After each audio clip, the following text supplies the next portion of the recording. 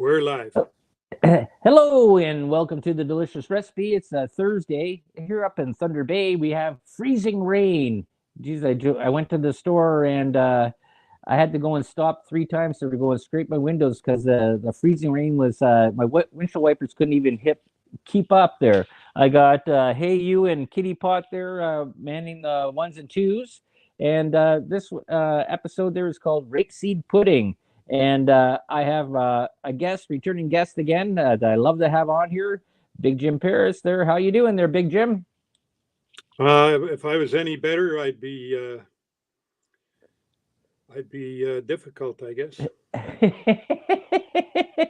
If you had a guitar in your hand, doing really good.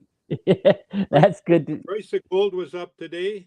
I just Yeah. came back from a couple of trips, one to Newfoundland. I was showing you my feldspar, fluorspar crystals here. How do Yeah, I get explain that to people out there that show them what you're doing there. Yeah, I'm just checking out with my loop here and looking at this fluorspar crystal that came from Okay, the bird. tell the listeners out there what is a loop.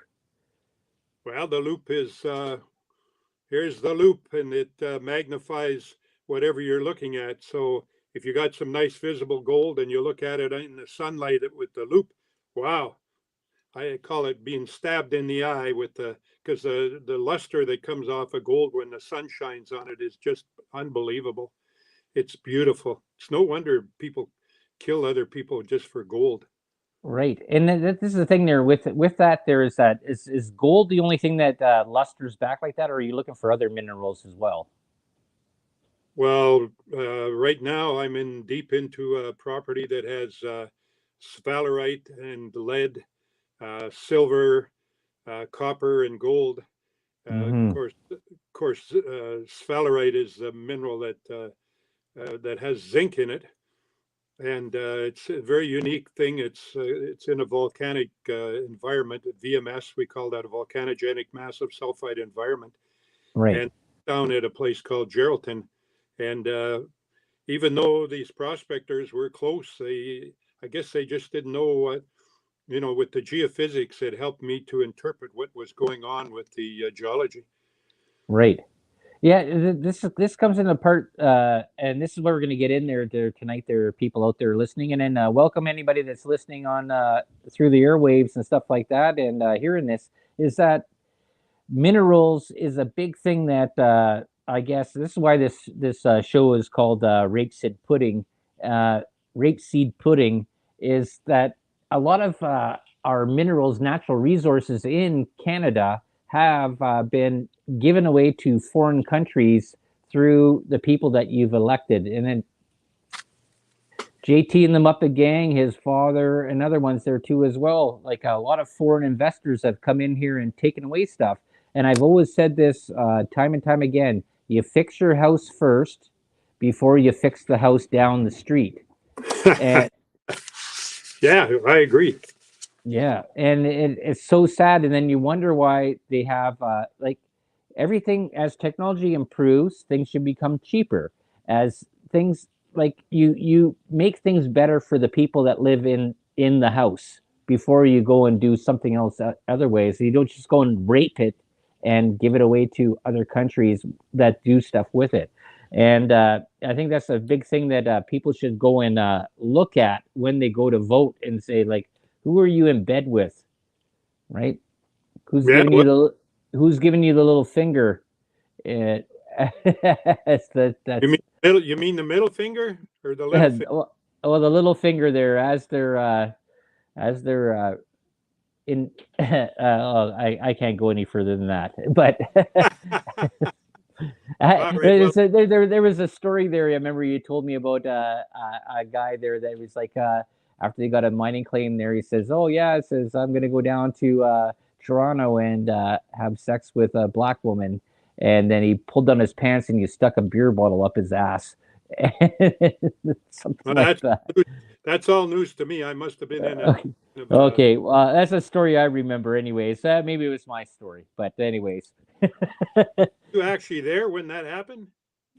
No, you told us that. You told me that story there back up when we were in the Jacobies. Made up story. Yeah. I have a fantastic imagination, something like Y- John Lennon. He had an amazing Number imagination. 9. Number nine, number nine. Anyway, yeah, I just wanted to tell your listeners about this fluorospar because there's Yeah. a fellow by the name of Lyndon McIntyre wrote a book.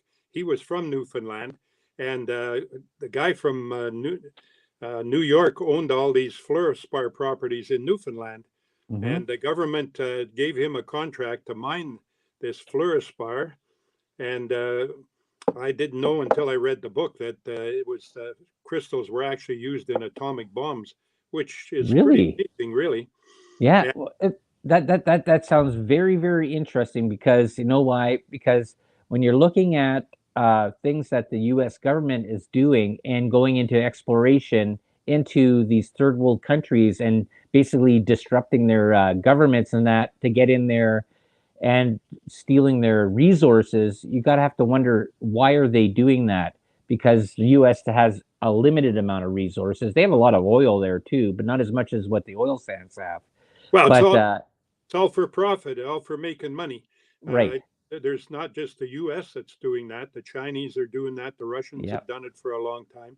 yeah, The Canadians are, we have two-thirds of our mining society, our business is out yeah, of Canada. It's around the world. yeah. Well, I even looked up there. I said I looked up. There's 32 companies that are working in the oil sands, and there's only two of them that are Canadian. Yeah, well, that's the irony of it all. We've got foreign companies in Canada, and Canadian companies are working in places overseas. But it's a whole new world now, and within the last couple of years.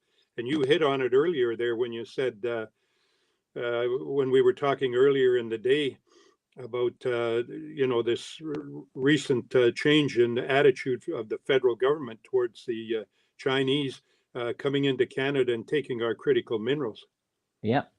Well, yeah, there's a lot that actually the last two ones that came on the list was Japanex and Annex Nippon Oil.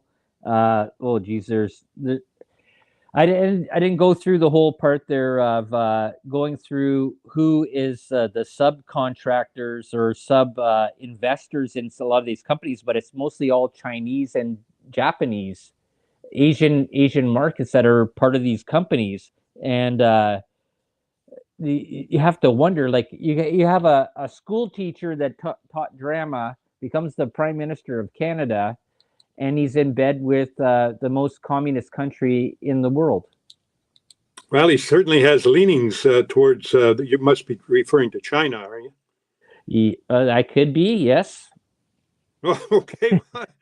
Do I win a prize for that? I Yeah. got it on the, Ding ding ding ding ding. I mean, you've heard of blood diamonds, right? Yes, that's in the yeah in the Africa there, and that was yeah a stolen value that was done there through slavery. Yes. Yeah. Well, there's a thing also called blood coltan, and coltan is columbite and tantalite combined together. And it's when it's refined, it stores electric charges.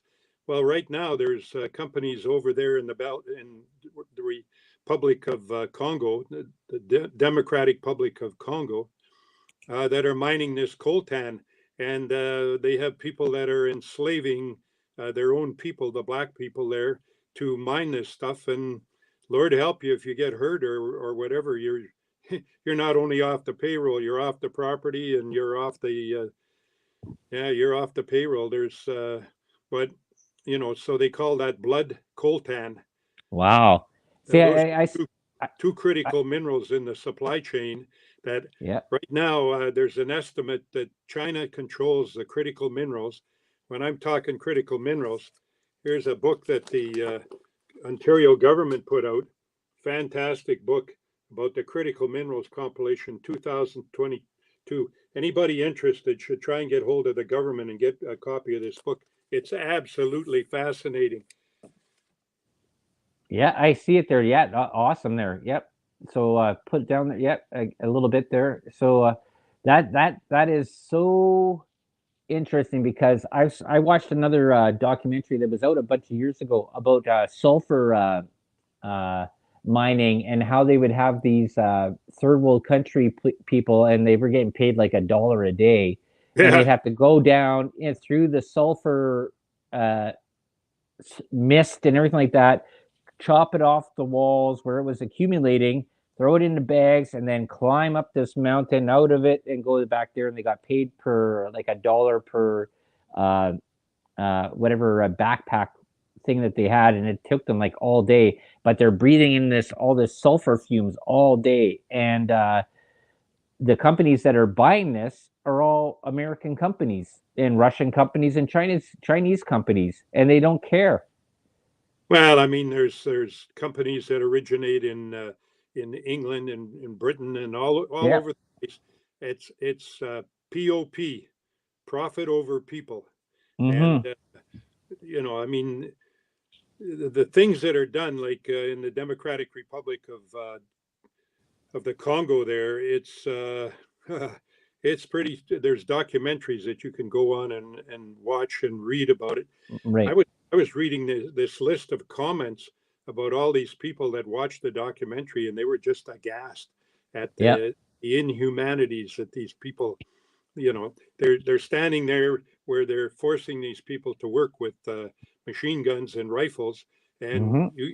the people have to go down in there. And you're right, like $2.50 a day, and you have to be very careful, just like in the diamond mines, if they see you slipping anything into your clothing or whatever. Oh yeah, Not that good, that that, that was a part in that Leonardo DiCaprio movie there, Blood Diamonds, and right?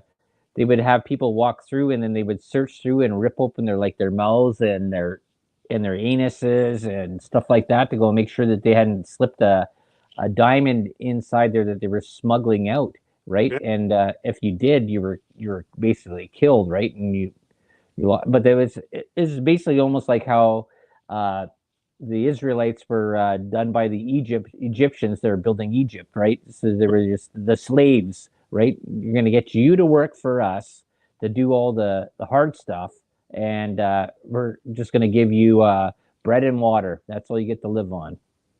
You seem to be having a fascination with anuses tonight. Is there Yeah. any Well, particular reasoning or? well, well, it says, well, because it's usually men, right? It says, well, I could say vagina, but there was not a lot of females that were working in the mines, right? They were back at home. That's where everything else there. So you're just looking at cavities where you can go and hide stuff. And Yeah, well, I guess the anus is one of those places for sure. yeah, That there was guys worked in the gold mine. Can you imagine?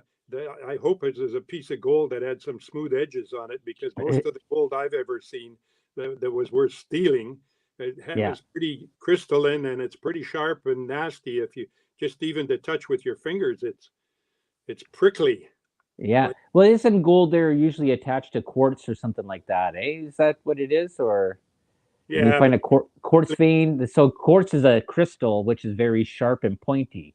right, right. Well, but when you're stealing gold from a mine, and when you're basically what they call high grading, you're not interested in the quartz. You're just interested in getting as much gold as you can. Mhm. But there's in the old days there was guys used to carry it out in their lunch buckets, and then the mines caught on to that, and then they developed more. When my dad worked at the Coney Orm mine in Schumacher, he used to tell me the story about going underground on midnight shift, and this fellas they had a whole muck car full of high grade gold, beautiful high grade specimens of So gold. what does high grade mean Well, that's when you're for the listeners out there? high grade means something Show that's where the gold is going to be worth the most when you like get it. showing flex or something like that, or Uh, well, I got a piece of high grade around here somewhere. like Maybe. something that is visible that you can see that would be called high grade, or because a lot of the gold there that they're doing that they pull up like 10 tons of ore, and then it has to be crushed down, and then it goes through a chemical process, and then you get like maybe an ounce out of it. Yeah, like when you're talking about there's a chunk of ore with it's quartz, and Yep. Yep. you can see some of the visible gold in there. Yeah. This is Okay. from property at Shining Tree. You know where Shining Tree is. Yeah. Oh, yeah. Yeah. And but I mean, that's uh, as far as the gold in here, this would be considered high grade because there's so much visible gold in it. Although a lot of this stuff right out of the vein would be a lot richer than this, but Right. I mean, they have to crush this up and extract the gold out of it. But this would be considered high grade. But the stuff that was stolen out of the mine came right out of the veins, and it would be just totally gold crystals, not or gold material. No Wow. quartz, very little quartz. Yeah, see, this is a thing there. I remember in stories of ancient texts, there's that gold nuggets would be lined along the rivers there back a long time ago through Africa and Middle Eastern in the Middle East. And I was always like this is actually like flake, like nuggets or stuff like that. That is gold that is mixed in with a rock. And I always found this sort of interesting is that we don't see that. Well, I guess a lot of people. Well, gold is such a interesting thing there. I guess everybody's walked almost every square kilometer across the world there to find big, huge chunks. But you never see any gold that's big, huge nuggets, solid gold anymore, do you? Yeah, there's a mine down east of Timmins along Highway 101. I'm trying to think of the name of it now, but uh, anyways, it's when they go underground on that mine, there's great big chunks like this of solid gold that come out of there. The only problem is, you know, there's not enough of it, not a lot of it. It Right. just happens to be where the gold coalesced together, and whatever the name of that company is, they've had their specimens at some of the shows in Toronto there, like the PDAC and that, and there's just almost pure solid gold. But Really? I mean, it would be worth a lot of money. But if you had hundreds of them, then you'd really be in business. But if you only have a couple of them, I used to drive 101, and there was a sign there right beside the road for that particular mine. I got old timers. I just can't think of the name of it right now. But I remember there was a story, and you can correct me if I'm wrong. Someplace from Kirkland Lake going down the other highway, going down to Elliott Lake and down towards Toronto, and there was a boulder that was there, and this guy he got mad. And this is how the folklore tale went, and he got mad, and he mad at this person. He threw a hammer and he hit it at this boulder, and he chipped it off, and all of a sudden he saw a shiny little thing, and it was a boulder, and there was gold in this boulder that was there. And they figured that it was pulled down through the ice age that had moved. Like there was no gold there on that property, that it was sort of dropped off and deposited. And I don't know. It was always sort of kept on my mind. I always thought about that. It says, oh, well, hit every rock. Maybe there's some gold in it. well, I mean, there's legendary stories. The one about how they found the dome mine. Uh, the guy was climbing up this rock outcrop, and he went to go down the other side, and the moss was wet, and he slipped and he fell, and his butt and his hammer, he had his pick with him, dug into the moss and pulled it off. And when he got down on the other side of the rock outcrop, he looked back, and there was all this rich gold looking at him. And the scary part about it was that in those days, a lot of the prospectors wore hobnailed boots, and he could see that somebody had climbed over the moss and with their hobnailed boots and put impressions in this rich vein of gold, and you disappeared. There we You go. disappeared. Oh, yeah. Oh, back. Yeah. No, somebody was calling me there. Yeah. Oh, okay. So, that's one of the stories. Like when the guy went back and looked at it close, he could see the imprints of the hobnailed boots. Somebody else had been there before him, but he was fortunate that he scraped the moss off. And the one story about the hammer that I remember was at Cobalt, where the guy was doing some work in a trench, and this fox came along and started grabbing his sandwiches. And the guy took his hammer and he threw it at the fox, and it broke a piece of rock off. And there Yeah. was, but that was about silver or Yeah. cobalt.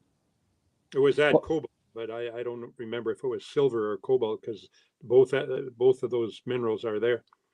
I like there's lots of stories and there's ancient lore and stuff like that about well you're on out there close to the Lake Superior part there's Silver Islet and there's a story there from the native people about that's why the whole thing about the sleeping giant is that he gave away the secret of this huge silver deposit. It was like the richest silver deposit that was ever there. And Right. then there's another story too about Isle Royale, and there's huge copper deposits on Isle Royale. And I always sort of wondered. It says they don't find anything about my. Well, they find the dig hole sites, but nothing of the refinery sites. What did they go and take all this raw ore and then ship it all the way back to Europe? They never did anything. Like that's a long trip from Lake Superior all the way to Europe with all this raw stuff. And like it says, okay, if I have 5 tons of something and I'm only going to get 50 ounces, why would you carry all that rock back? Well, All in that. the case of Silver Islet, I mean the veins were so rich that I mean when you loaded up a barge to ship down to Duluth or wherever the refinery was, Mhm. in fact I think Silver Islet had a refinery right there, Did but they? Okay. I mean we're talking really high grade ore, not just 50 ounces of silver, but like Well, thousands. I was saying the 50 ounce, that was Isle Royale. That's copper that they're saying there, and that was another part. But no, Silver Islet, that like that, they still say that's one of the most biggest high rich silver deposits in the world. But it's because the weight of Lake Superior, you can never ever mine that at this point in time. Well, in the old days, you're right. Any infrastructure that they built there to try and have a mine, a storm would come along and just destroy it. But when you're talking copper and down in like Ile Royale, there you're referring to, Yeah, there's a place in Yukon called the Valley of Copper, and there's chunks came out of there that are solid, massive, high grade copper, like 400 or 500 pounds. There's one right at the museum that sits outside. They've got it erected. It's only maybe 8 inches wide, but it's 4 or 5 feet high, and wow. yeah, and it's sitting outside the museum. I've got pictures of it, but uh, I don't know if anybody's ever gone in there and tried to mine it. Maybe there's only so many chunks of it, but it is native copper, and it's huge. Wow. See, this is the part there. This is what the show there today. There are people that are listening. Rapeseed pudding is that we have a lot of natural resources here in Canada that we have, Right. and the thing is, was that as I said before, you fix your house first before you fix the house down the street. So why is this happening like this? That we're giving away all our natural resources to foreign entities and not benefiting from it. Like the only place that's benefited from it was Alberta for a way. They went zero provincial tax, but not federal tax, but provincial tax. Yeah. Uh, that's a crazy thing, and I don't think a lot of people sort of look at that.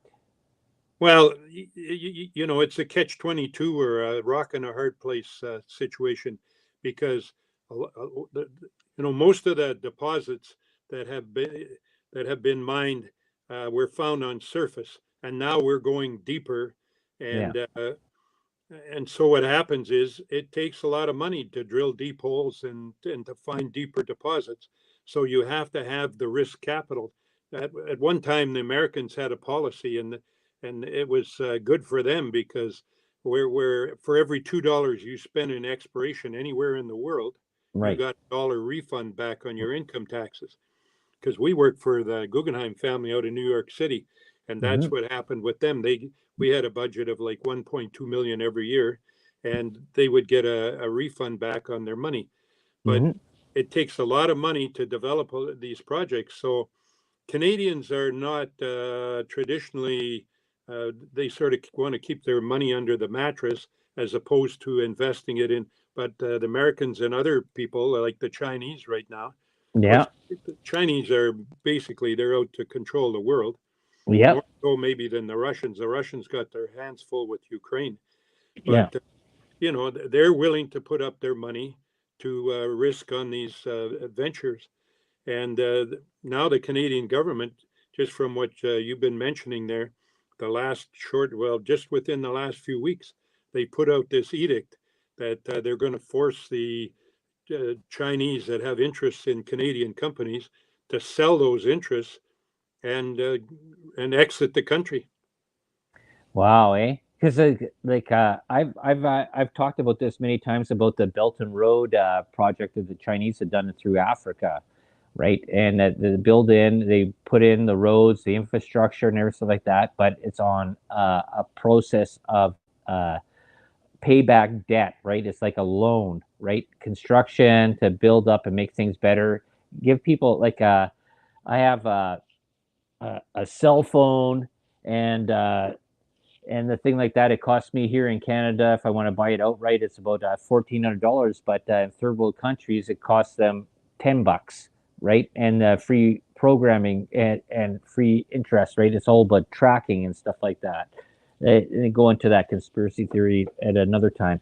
But the thing is, though, is that third world countries seem to have a lot more better things than we have in New World North American countries. And it seems to be is that it's all about resources. Like Venezuela has a loss of oil there, and that was why the whole part about the whole country was being overthrown was to the U.S. can go and take their oil, right? Right. And then you have a president that's saying that we're going to go electric vehicles, but the thing to make all the electric vehicles is mining, and they don't have the resources for it. Well, And we have a lot of the resources. The two main commodities right now are lithium, Yep. that are going to, for the batteries, and nickel. Yeah.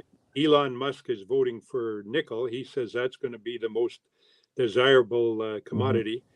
Goldman Sachs put out a report recently that said lithium had more or less the bull market in lithium had peaked, and Yeah. but I don't know. Like, look at gold. Gold really wasn't looking very good there, and all these mines that we're trying to put into production Yeah. in northwestern Ontario. I mean, it just there's a plethora of the 7 or 8 at least mines that are going to go into production. But are you talking to me? Are you talking to me? Come down here and talk to me. I'm on that podcast with Dell. No, the thing is interesting, and like I've asked this question many, many times, and I've said this, and I've asked this even to you: why gold? And gold is the only mineral that doesn't degrade, and that's the Right. thing. And it's a good conductor of electricity. And where a lot of these other, I understand that part there, but how did the ancient people know that was an important thing? Who did it come from? Is Audrey there? She want to come in and say hi? She's trying to get on her computer, Dell. So Oh, okay. I don't know. She should be able to. Shouldn't she be able to pick up the link? Well, she should be able to watch it on YouTube. She can be watching this on YouTube on UFO Gods and Extraterrestrials or UFO Paranormal Radio. UFO Paranormal Radio is done twice. Or she can go to the Delicious Recipe on Facebook, and she could be watching it there live there too as well. All right. Well, I've got another podcast or whatever you want to call it, a Zoom thing at 8 o'clock. As soon as we get finished here, maybe that's what she's looking for. Well, I don't know. What are you basing that on? You're talking about these ancient people. How did they know that? Yeah, well, they just always found it sort of interesting. Is that why did gold become so valuable and so important? Right? There's a part missing in history. Like you got to figure is that the law of threes: 3 minutes without air, 3 minutes, 3 days without something, and then 3 weeks without food. Right? Those are the most important things there. Then you have to look at the other part is that a rock you can't eat. You can't eat a piece of stone. It Right. doesn't sustain you, right? But why did that? And then you have the cults of Mithras and stuff like that. There were like sun gods that the sun gave life, and then we found anything that looked yellow to be great. But then we have dandelions are the worst weed in the world. But it makes great wine. Yeah, yeah, that's Anyways, true. well, yeah, but the thing is that compared to a lot of other commodities, like there is a lot of copper in the world, there's a Yeah, lot of iron in the world, but there isn't a lot of gold. copper's a good conductor, and it's light too, and it's malleable just like gold, but it rusts and But goes I green. mean, they don't make piping and stuff like that out of gold. Uh, No, I mean, yes, gold is a wonderful conductor. I mean, the bank, what is it, the Royal Bank building in Toronto there, the big building that all the windows are all uh, have gold in, glazing. Yeah. and I guess to keep out the sunlight or something. But anyways, they put a lot of gold into that one building. Right. It wasn't the streets of Geraldton there paved in gold. It was the tailings part that the guy wasn't supposed to go and use that. They used the wrong thing there as they paved that was Yeah, it 5 miles long? they dumped a load of ore Yeah. that was supposed to go to the mill, and somebody came and put it on a truck and took it down for fill on the road. And yeah, paved with gold. Well, the Kirkland Lake was known as the town with streets paved with gold because all the mines were underneath the town, and Yeah. the poor people, when the mine would blast, women couldn't they couldn't have stuff in their cabinets or on the wall They because would go and deflate their cakes. yeah, that's probably the least of their worries. But when they blast, it blows stuff right off the wall. Yeah. See, this is all sort of an interesting thing what companies do. There's been a lot of movies out there about how companies don't care about the people that are working there and don't care about the surroundings and just do what they do and just worry about the consequences later. But and I've mentioned this many times before. I even asked you before, and there is no answer to this. Why gold? Why is gold so important? Well, I mean, it was you go to Spain, and when you go in some of these churches, and the gold there is just awesome. I mean, it's beautiful to the eye. I think Yeah. it was a legendary metal. They were going over to South America, and both the Portuguese and the Spaniards, and bringing this gold back. And I mean, it's malleable, easily malleable, and made into. I mean, some of the churches I saw in Spain were just unbelievable. I'm like, I wonder how much all this gold is worth in this church Right. because it's the Well, real so is Play-Doh. Play-Doh is valuable too, right? And you can make whatever you want out of it there. But why Play-Doh. gold? Oh, Play-Doh, Play-Doh? Play-Doh. Yeah, I thought, Play-Doh. You know that stuff that used to come in a little can? yeah, yeah, yeah. Well, yeah, but I mean, it doesn't stand up for centuries of wear and tear, and I mean, True. Yeah. Play-Doh is something pretty tempting. But there's a lot of emphasis right now on China here. I'm very concerned about what happened in Winnipeg Yeah. with the Chinese bioscientists at our biolab there, where Oh, her yeah. and Okay. her were basically escorted off the property. And Mr. Trudeau hasn't told us, like, there's all these conspiracy theories that she developed the COVID virus there, and we know that she had shipped samples of some viruses back to China. And then did she actually make the COVID virus there, ship it back to China, and then it got out of the lab, just like I think it was SARS or one of these other viruses accidentally got out of their lab in China. Wow. Uh, Well, there's a lot of part there. The if you go in, like I don't want to call myself a conspiracy theorist. I call myself a conspiracy analyst and looking at this stuff there, and because conspiracy theorist gets into the wrong thing that the news media, mainstream media wants to go and put on you. But looking at that, there's a lot of different functions that in operations and boards and uh, groups that have all been sort of had their little finger in and touching things on this, even knowing that what it is. And whatever happened there, because I've talked about this bit back before when the Army and Navy Games happened in Wuhan there back in 2019, and armies were coming back from different places around the world there back in November. They all had the flu, Oh yeah. and that was and they were all there. People got the flu, all that stuff. They didn't know what it was. Traveling back on their military aircraft back around to all the countries around there, and then all of a sudden, at the end of February, everybody it just kept on spreading. Everybody kept on getting this, and then they said COVID-19. Yeah, well, I mean, that's, I'm just pointing that out as I mean, the government has never told us exactly what these people did to, apparently they were she was especially talented, but they were Mm-hmm. escorted off the property, sent back to China.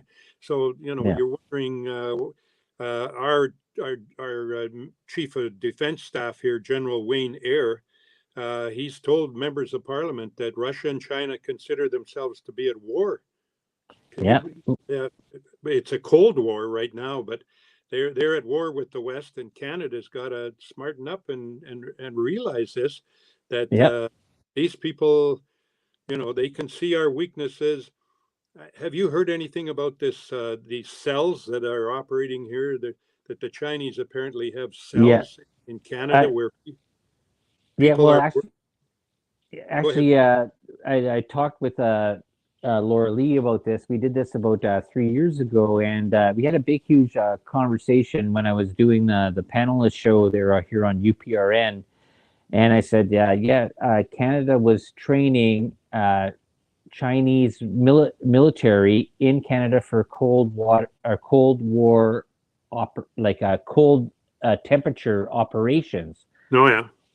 And then they were says that's not happening. No, no. I says no. They actually are. They're being trained here in Canada in the north in the wintertime to learn how to fight in the winter and how Oh to yeah. survive. And they're like, no, no, that's not happening. But it was actually true. It was actually happening. And then you got to figure that JT and the Muppet Gang there. That's what I got that call him, so it doesn't get shut off, whatever. But JT, uh, he said in many interviews is that he emulates and wants to be more like China. And China is a communist country. So what are you saying there? You're a drama teacher that is on the laurels of your dad, who was actually very corrupt as well. That he stayed in power for what 27 years, and he screwed up everything. And basically, it made the government more as a financial thing to make your family more rich than help the Canadian culture.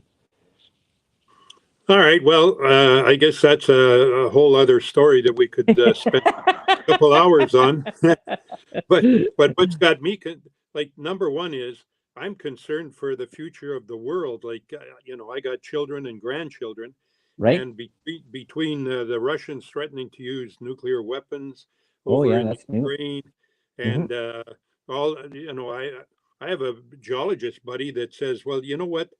The Earth goes through these cycles, and we're in one of we had the ice age where there was 800 feet of ice above us right here in Thunder Bay, and Yeah, yet we've had fires and floods and all these tremendous like right now. Isn't there another hurricane hitting Florida?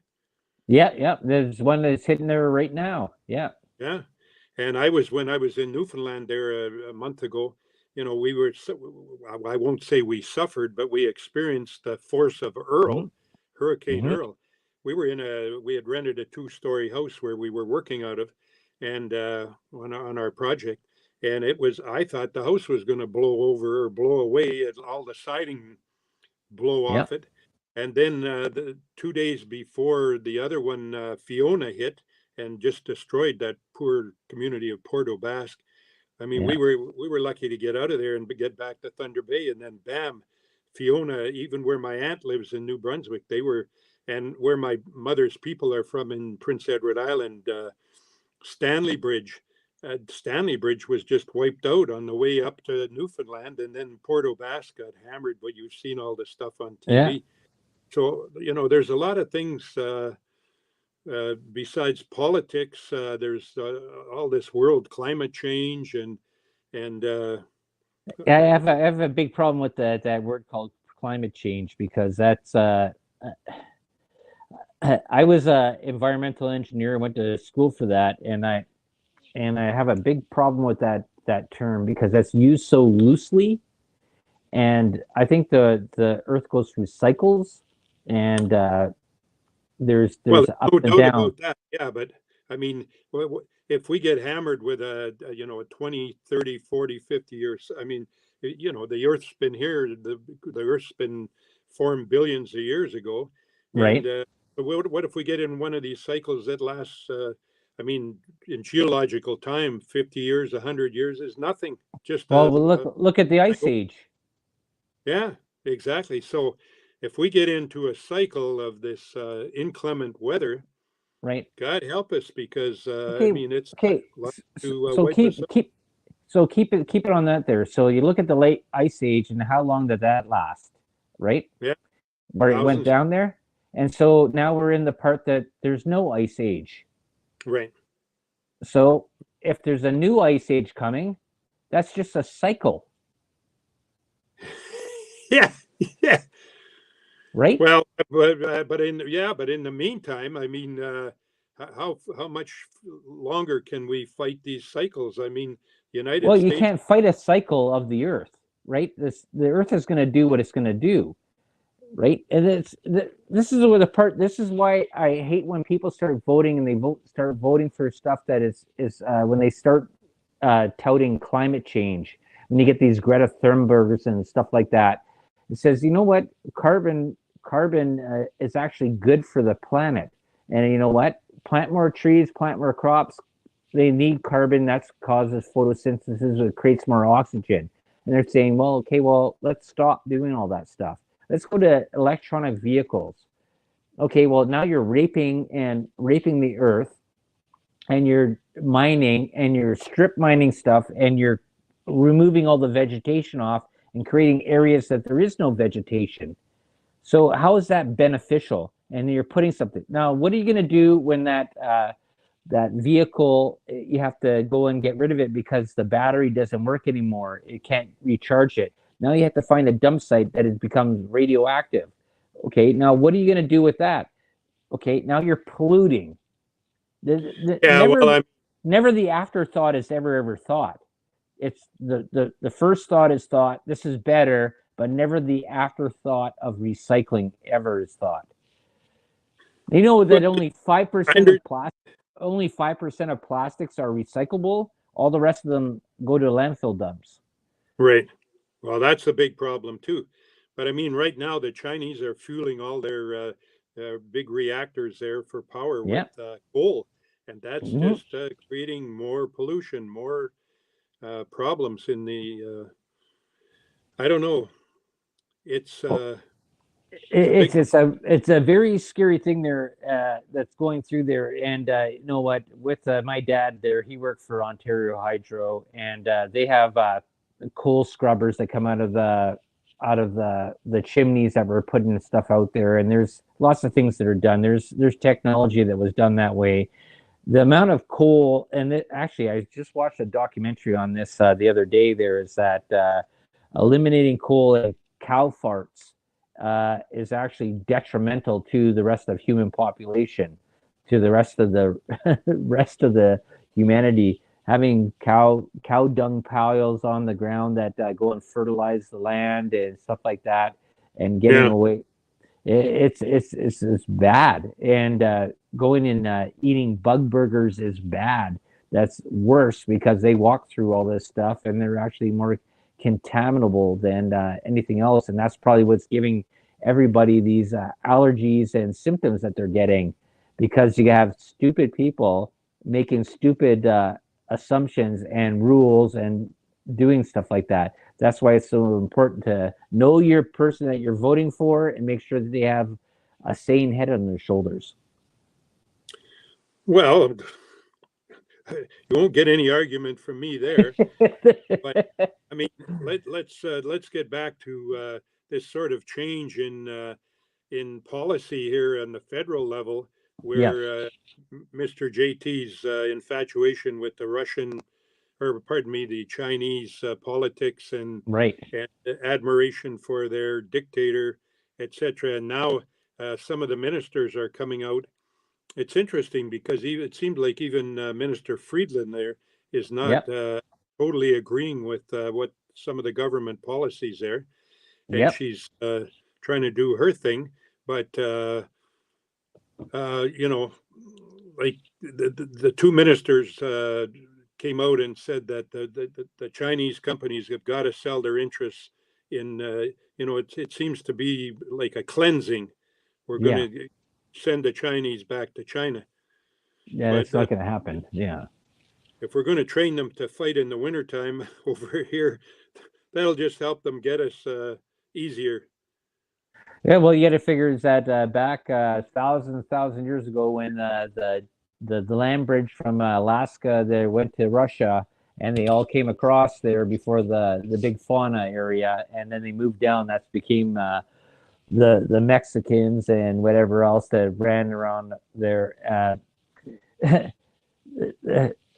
I don't want to say this being negatively, but I've noticed here in Thunder Bay we have an influx of East Indians. They've taken over every job uh, in uh, in Port Arthur, security guard, convenience store, McDonald's, Arby's, Shoppers Drug Mart, and it's like, wow, this was never a thing that before. JT and the Muppet Gang has unleashed, just like what's happening in the states there with the open border going through Mexico into the states. It's just you have immigrants that have come in and they're just taking over everything. Yeah, And but at the other hand, I mean, look at it the other way.